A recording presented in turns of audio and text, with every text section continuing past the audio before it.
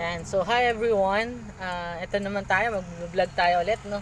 So, vlog natin today is a reminder kung kailan tayo at kung kanino tayo dapat nagpe-pray. Yan. So, anytime, anywhere, pwede po tayo mag-pray kahit saan, no? Kahit nasa banyo kayo, nagbibihis or what. Ako sa kotse, yan. Ito ngayon kasama ko si Gucci. Yan. Kasi nandito kami sa Makati Life para sa check-up ni Mama. So,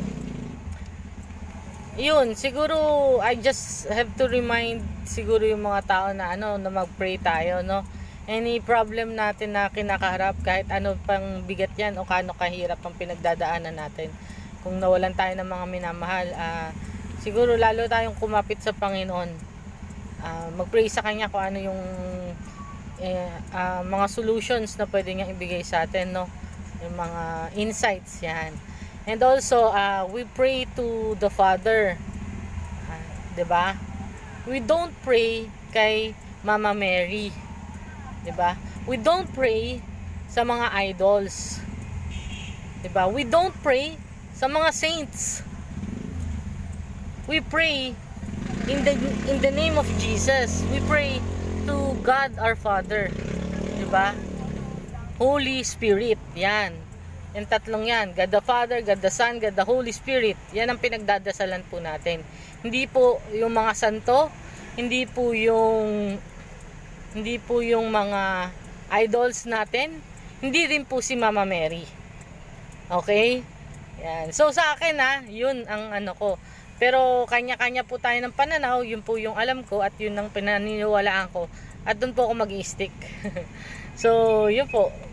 Konting guidelines lang po siguro para doon sa mga naliligaw pa, no? Nagdadasal tayo sa Panginoon. Sama natin kay Jesus. Hindi kung saan at hindi kung kani-kanino. Yun lang po. So, sandali lang po tong video na to. Kasi sa sasakyan kami, medyo maingay pa nga po. So, yan. So, pray po tayo. Short prayer. Bigyan ko po kayong short prayer, ha. Heavenly Father, we come to you today seeking healing and restoration for the sick and weary. Remove their pains and grant them healing miracles with your mighty hands. Help them to know that you don't give trials we cannot face because we never face them alone. Through the power of your name, I destroy, cast down, shattered any stronghold that is keeping them from living complete freedom and victory in you. Calm their timid hearts and bring rest to the weary places.